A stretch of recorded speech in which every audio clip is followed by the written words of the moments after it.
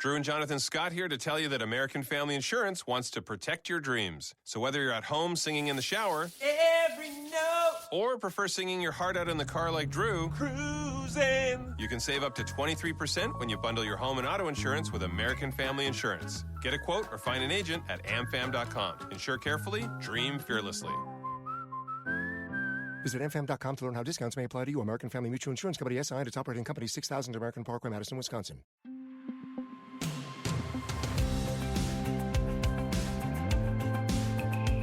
Hey, it's Kim Commando Today, your daily podcast to keep you up to date with all things digital and beyond. And I'd love to have you be a part of our podcast. You can make an appointment to speak with me.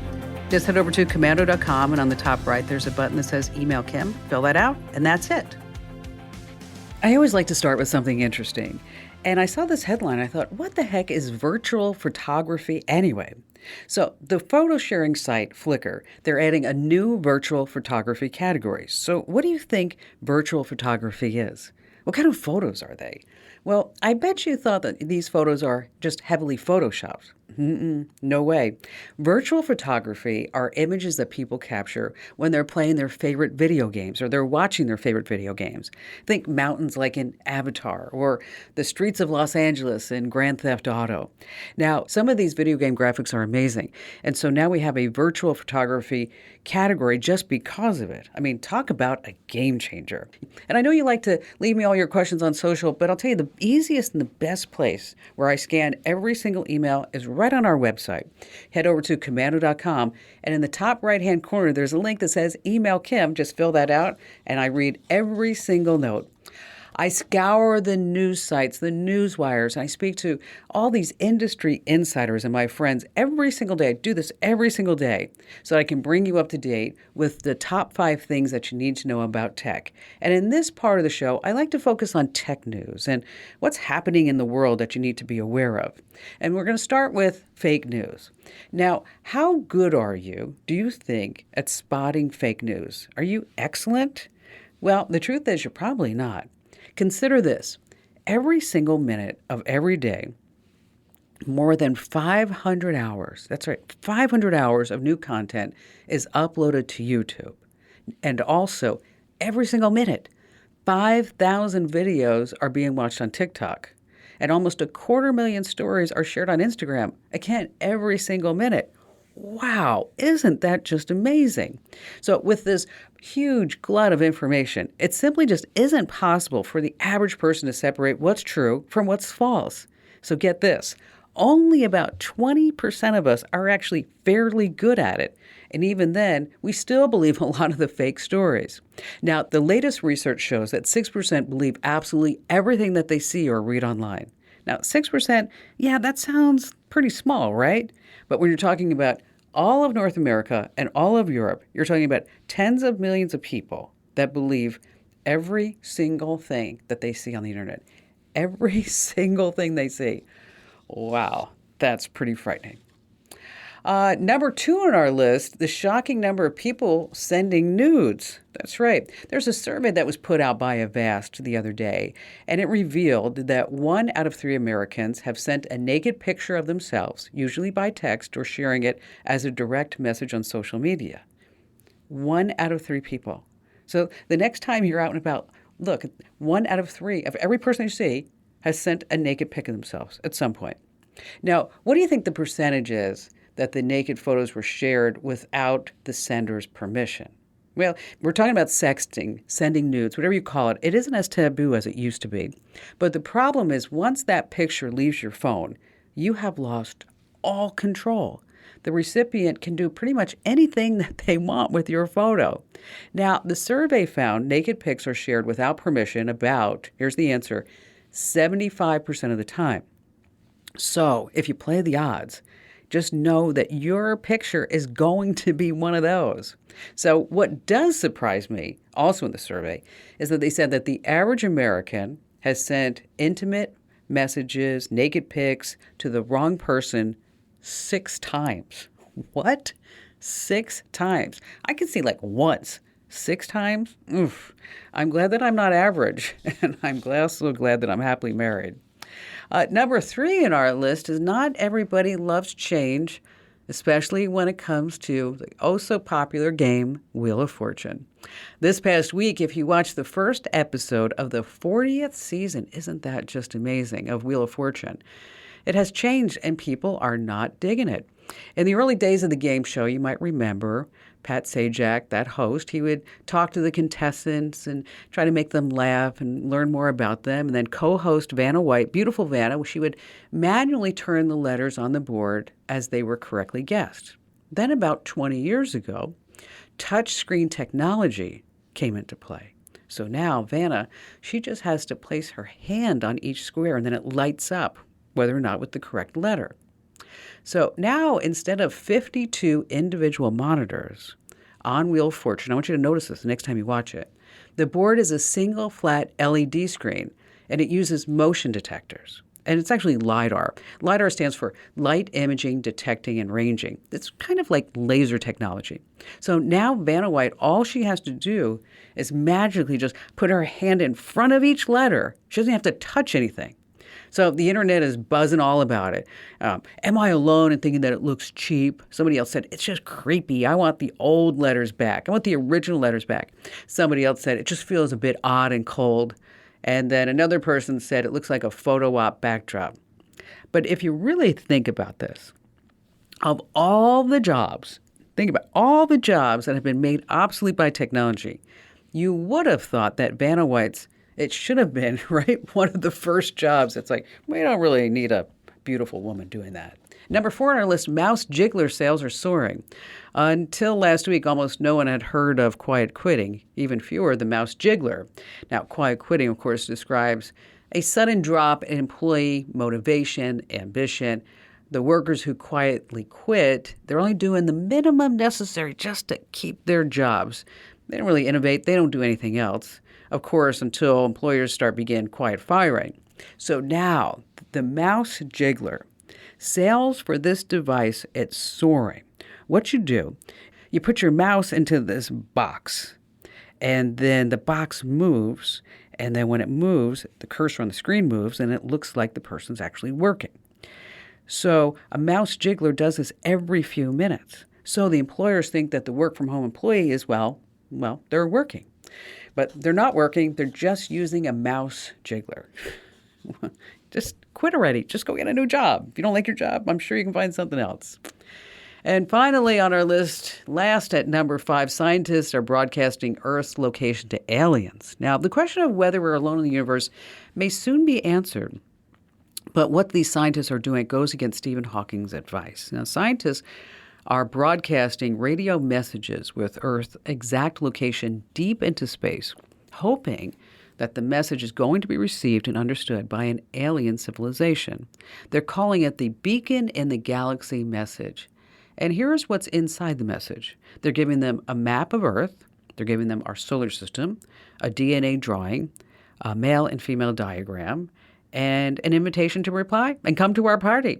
It's an update to the famous message that was sent back in 1974. So while the idea of contacting alien life, it sounds exciting, but is it really smart to broadcast our exact location into deep space? Now, this goes directly against late physics professor Stephen Hawking's advice that extraterrestrial civilizations may want to destroy us. Ooh, he's probably right.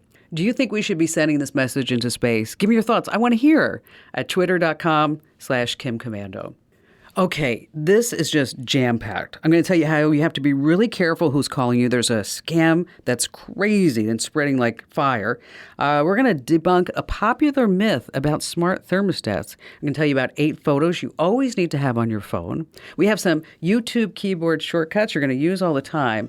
And your phone can actually do some things even on a dead battery. You don't want to miss that. And of course, we have all of your phone calls here on Kim Commando today.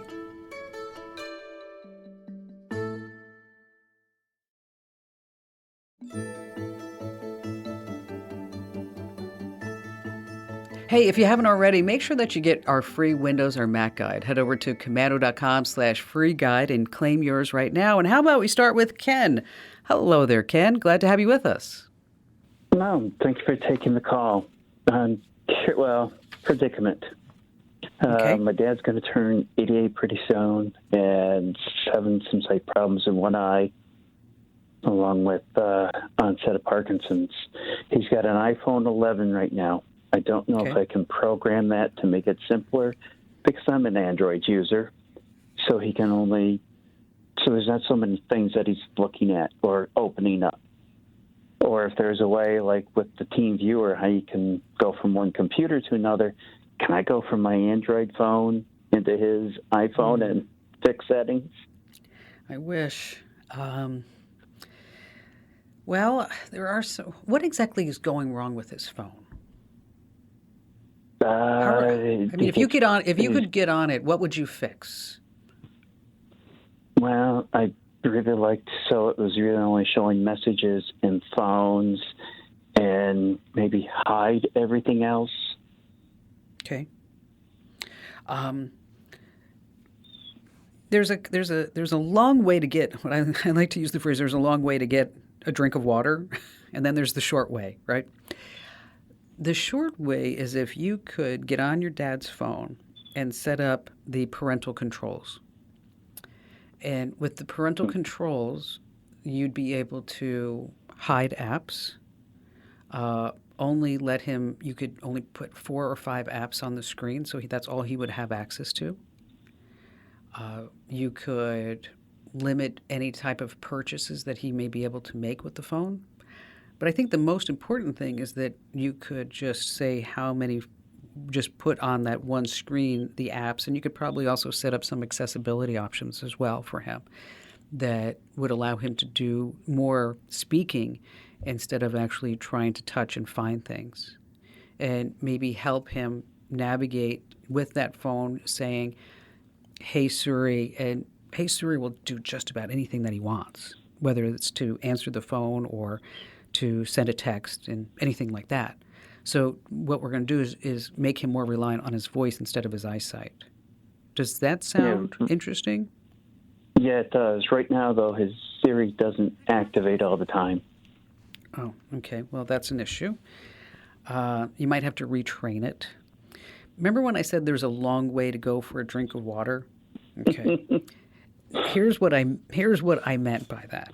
Now, you're tech savvy, I can tell, because you asked me about TeamViewer, and we use that. Okay. But TeamViewer has an iPhone app, but it won't let you get onto an iPhone. It's just you can just see the screen, which isn't very helpful.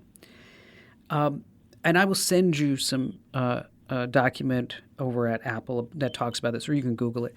Apple has something called switch control. Now, this is really, I'm telling you, Ken, a long way for a drink of water, okay? With switch control, conceptually, here's how it would work, is that in your dad's house, you'd have a Mac. So you put an old MacBook, whatever you want to do. And Apple has something called switch control. So you could use TeamViewer to get on that Mac, fire up switch control, which allows you to use another device so long as it's on the same Wi-Fi network. Okay. So that would be one way you could get on the phone. But as I've said several times, that's a long way to go to get a drink of water. But that would be one way that you could do that. Another way is you could just have him show your phone. He'll show the phone up to a webcam, and then you can maybe. But that is so frustrating, and it's frustrating for you, and it's frustrating for your dad. What does he primarily use the phone for? Phone calls, messages with the relatives. And accepting a call the other day, he accepted it through FaceTime, which was fortunate because my cousin has an iPhone. So he couldn't see her because she wasn't calling through FaceTime, but he accepted the call through there. Okay. Every now and then he'll check some things on the internet. Okay. Have you ever heard me talk about the Amazon Echo Show? Mm-hmm. That might be something you might want to look at, because you just put an Amazon Echo Show, and then he can answer his phone calls right through the Echo Show, and it's a nice big, you're going to get a nice big 5-inch, 8-inch, or almost 12-inch screen. And it will allow him to search the internet. It has that drop-in feature, so you can drop in on Dad and you can see what he's doing. And I think it's really a valuable tool. And if he needs help, he can say, Alexa, call for help. And then it will call you. So there's some tools that are built into that as a son who is obviously concerned, or else you wouldn't call me, try to figure this out, that may be something that you might want to think about, if not now or down the road. But I think the short answer is to somehow get a hold of your dad's phone and set up some parental controls. And I know it's sounds crazy because we're putting parental controls on your dad's phone, and we don't need that. But it just will allow you to have more control over what he can see and the buttons that he can push. It would simplify it on his end. Yes, exactly. That's all it's going to do. It's just going to simplify it. And you might want to consider. You might want to consider. Yeah, I think you do. And if not now, later, just keep that Amazon Echo Show in the back of your head, because it may come a time where you're like, you know what? That may be something that we need, because you can drop in and he can drop in on both of you. And he can answer the phone, because that Amazon Echo becomes a smart speaker. He can watch TV, he can get the news, he can get photos, all kinds of good stuff like that. And I just didn't know, or my next step too, possibly maybe move him out of his Windows laptop into an iPad. Yeah, I'd get him an iPad. Might be simpler. Nobody needs a Windows laptop like that. No, just get an iPad, and he'll be in heaven. And if you need any other assistance with your dad or wondering what to do, just give me a call back, because I've been there, and thank you for your call. There are some really great tools right now if you're caring for a loved one.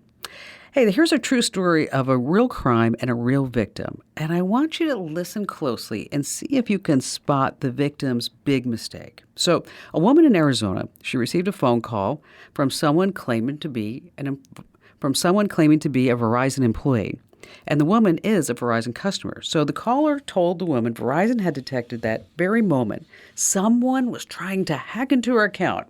And if the woman would just provide her username and password, well, Verizon could just jump right in and keep the bad guys out. Okay, the woman did that. Did you spot the problem? That's right. Okay, if the caller really was from Verizon, the caller wouldn't need to ask for any personal information. So you're never going to get a legitimate call from anyone asking for your ID and password. And by the way, the scammers purchased $3,000 worth of phones on her account. Whoa. If you have some smart thermostats, how much are you really saving with it? I have that answer, as well as more of your phone calls you don't want to miss, here on Kim Komando Today.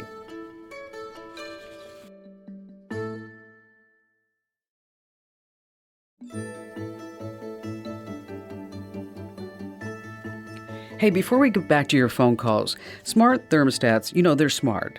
These thermostats know the outside temperature, how long it takes for the room to reach a certain temperature, whether you're home, whether you're away. And somehow, I'm not really sure where this came from, the number 25% has always been associated with how much you could actually save on your heating and cooling bills if you were in fact using a smart thermostat.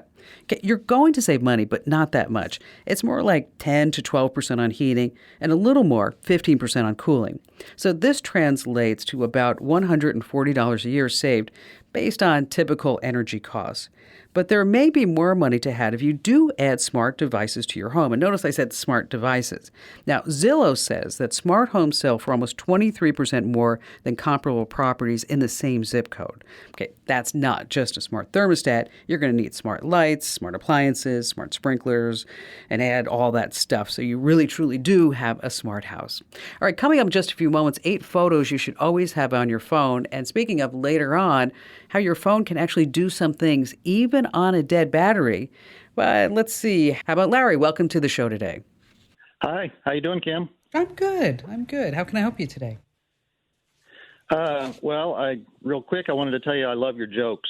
Thank you. Somebody. See, look, Michael's like, you know what he's going to say? Go ahead, Mike. Just say it. Now, don't encourage Don't encourage her.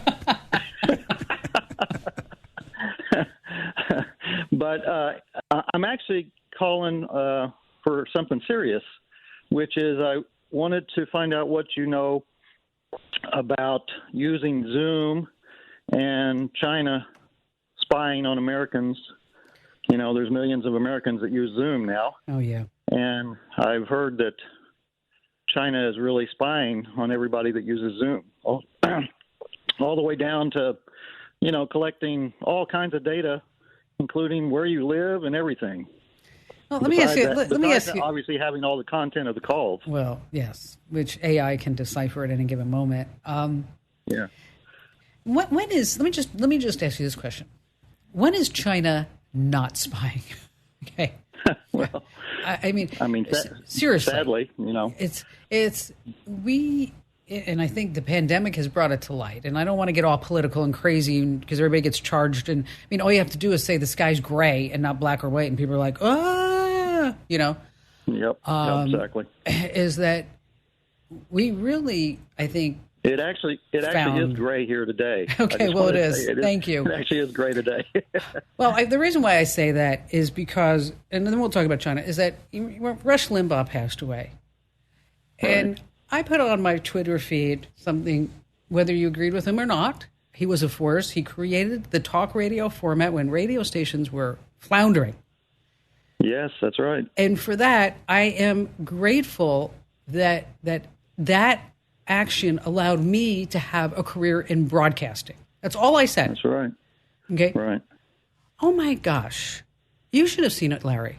Oh, you like Limbaugh ought to have a painful death, and all these like angry, mean people, mean pants, and so we live in this time where you can't even say something about anything without anybody going cray on you. It's nuts, so. But I'm very scared of the way the left attacks the right.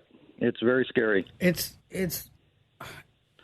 Yeah, it is, and the internet just reads it because they think that they're anonymous and they think they can just get out there and say things and whatever. But China is a problem all across the board. China's a problem in technology because that's where all our components are made. They steal everything that we have. They treat their people terribly.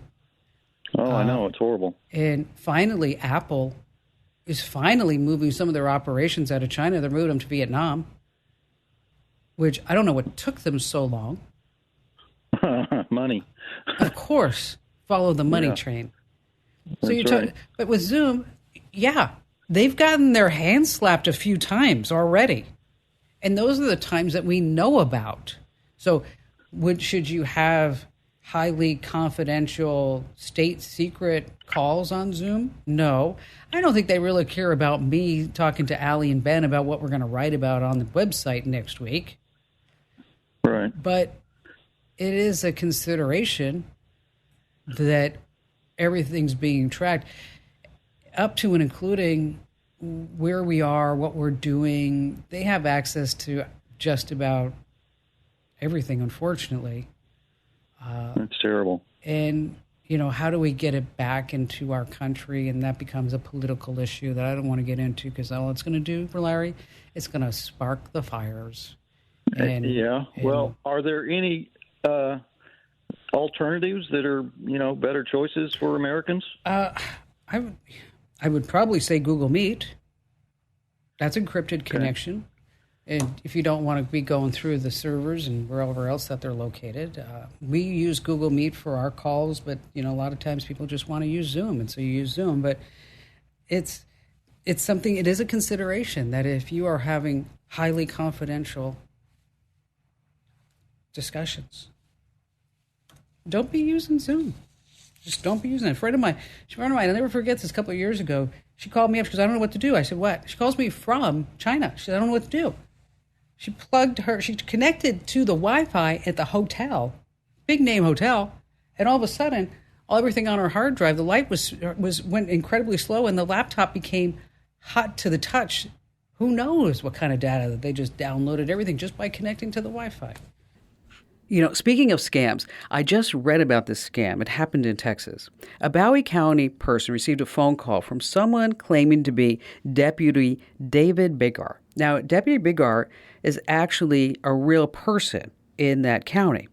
and he is a deputy. And he was calling, they say, to inform this citizen that she had missed jury duty, and he had 2 citations for failing to appear for jury duty for her. Now, in lieu of serving the citations, the caller, the scammer, advised her that she could get on a Zoom call with Judge Howell and pay a $1,000 citation. Okay, well, as I mentioned, the county sheriff's office, they do have an employee named David Bigar, but obviously this was just a scam. And it's easy to find employees nowadays because all you have to do is just look at LinkedIn. So be really, really careful anytime somebody just calls you and then they start asking and telling you things and, of course, asking for money. All right, let's talk about 8 photos you should always have on your phone, okay? First of all, if you have a vaccination card, put that on there because you never know when you're going to need it. I also have pictures of my car's license plate and VIN numbers in case a car goes missing. I also take photos of my auto insurance cards, my medical cards, my dental insurance cards. And when you're traveling, I always take pictures of a rental car before I drive away. And then I take photos after I turn it in.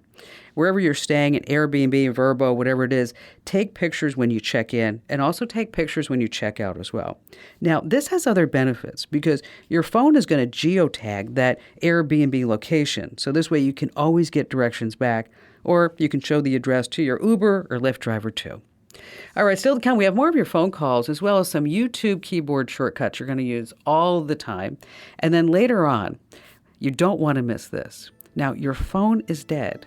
The battery is 0%, but there are still some things that your phone can do. You don't want to miss that here on Kim Komando Today.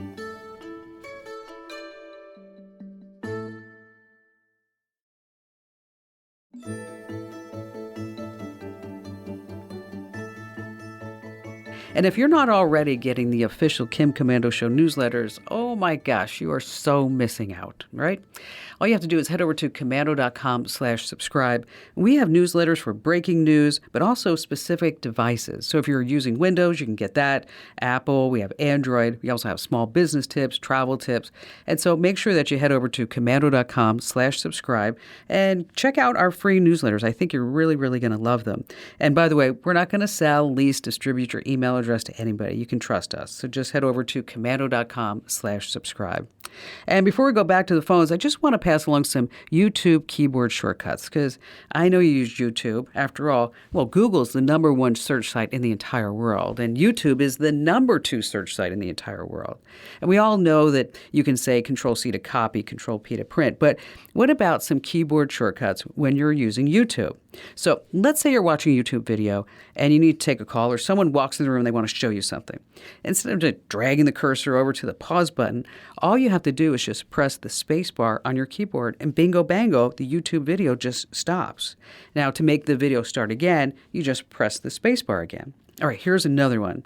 Turn on the video's closed captions or subtitles. You just need to press the letter C on your keyboard.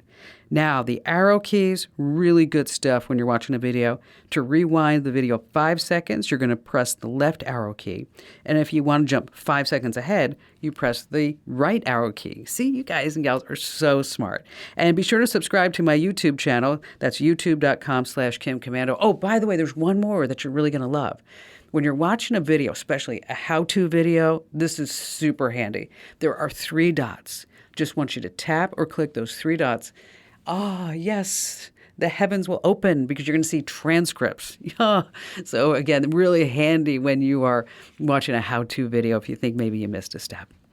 All right, let's see. Chuck, you're up next. Hi there, Chuck. Yes. Hey, Kim. Great talking to you. Love your show. Thank you. I'll get real quick to the point. I'm interested in maybe doing some online business of some sort, and a friend of mine told me, maybe want to Google your name and stuff like that. And so I was just going through some stuff, and I saw some stuff that wasn't quite accurate, and I'm a busy guy, and then I look at some of these services that, maybe clean your reputation or something like that, just looking into them, and they're prohibitively priced, and I've heard bad reviews, and I thought, I'm sure Kim has an idea of what an individual person can do who's maybe not as tech savvy as some others to help clean up some things that not necessarily true. So, Chuck, what are you finding online that you want to get rid of? Oh, I saw something at mylife.com, For some reason, some score was not, I'm thinking now, I don't even know some of these people that it says I know. And I thought, what's going on with this, Well, here's the deal is that, I get this call from time to time. And that's why I asked what kind of content it was. Because sometimes we call in and say, well, I committed a felony 10 years ago and it wasn't my fault and I got out of prison and I want to get it off. That's just not going away. Neither is if there's a story about you written in the newspaper about you doing something. That's probably not going to go away. But fortunately, these sites like My Life and Zabasearch and Family Tree now, in the fear of getting any type of regulation down the road, they have actually made it surprisingly simple now. It used to be very, very complicated. Like, you'd have to send them a fax or a letter in the mail to remove your record. But now you can remove your record at these various sites. The method depends upon which site that you go to. And you may find it that inside the terms and conditions of the specific site, and you normally have to hunt around for it. Of course, they're not going to make it right there front and center, because if they did and everybody wiped out the site wouldn't be generating any income for them, right? So they have to put it a little bit behind some secret walls. Over at commando.com, we do have a list of probably the top 12 sites, including My Life, that you can get yourself out of. But it's always a good idea to go do a Google search on yourself to see exactly what you find, because anytime that you meet anybody, whether personally or professionally, they're going to punch your name into Google to see what it is that they can find, up to including images. You don't necessarily need to hire one of these Defender services. You can do it all yourself. You really can. One of the things one of the things I do recommend is that if you don't already have a personal website with your name, is to create one. You could do that with Wix or Weebly or Squarespace, where it becomes almost like your own online resume, and so that this way, when somebody does Google search your name, that becomes one of the top search results. And it's the information that you want out there. And you're going to link to your Instagram account from there. Make sure you have a LinkedIn account, because that's where a lot of people are now searching for business professionals. And it's going to take some time. This isn't like one of these, well, if I just wave my magic wand and everything's beautiful once again. Okay. I appreciate it. So does that all make sense, or do you have any questions? Absolutely. I now have a ground map to go forward with. Okay. I appreciate it very much. So what I'm going to do, Chuck, is I'm going to post a list of those. Let me just do people search remove over at commando.com in the Q&A forum. And that's accessible to everybody. And so that this way you'll have a links to all the different places for you to get yourself out of these annoying people search sites, because less information is sometimes the best information. So let's go ahead and do that. Hey, I just want to pass along too, if you don't know this, is that Google has recently rolled out some new policies and tools that will let you quickly and easily request the removal of some personal data. Not all of it, but some of it. So if your phone number, your email address, your physical address pops up when somebody searches for your name, is that you can have that removed. Now, before now, you had to actually show evidence of potential harm, like identity theft or doxing, to get Google to remove any personal information. But now it's super easy to get your information removed from those results for whatever the reason. We have the full link over at commando.com. Now, I will tell you, this does not remove you from those annoying people search sites. We do that every Tuesday at commando.com. It's Opt-Out Tuesday. We've told you how to get your information out of Spokio, My Life, Family Tree now, and a whole slew of others. So every Tuesday, you want to hit commando.com that's Opt-Out Tuesday. All right, so your phone's battery is dead. It doesn't do anything. But did you know that your phone can actually do certain things even when the battery's dead? Yes, I know the phone's battery is dead. It's so annoying, isn't it? No power means no phone calls. You can't check emails. You can't check your social media or TikTok, Instagram, whatever it may be. You press the power button and you only see that graphic on the screen. Dun, dun, dun, dun. Oh, the battery with a red line. No. Okay. Well, when an iPhone dies, it's generally not exactly empty of all battery power. So a small percentage remains to power wireless chips, for example, that can be used for the Find My feature. So if you ever lost your iPhone, you can use that to figure out where it is. But a lot of people don't know that even when the device is switched off or the battery's dead, the chips never deactivate. The phone will enter a power reserve mode. So what this means is that you can actually still ping your iPhone to track or locate its position by using your desktop computer, your laptop, or something else. Now, when your phone is dead, you can actually use transit or payment cards, passes, student ID, your car keys, if that's inside your phone. But you do have to enable what's called express mode. If you haven't already turned that on, make sure you do that on your iPhone. Just search for express mode. So yes, your phone may be dead, but it can still do some things. Hey, thanks for listening to Kim Komando today. So reach over and give me a nice 5-star review. Yes, thank you. And thanks for listening.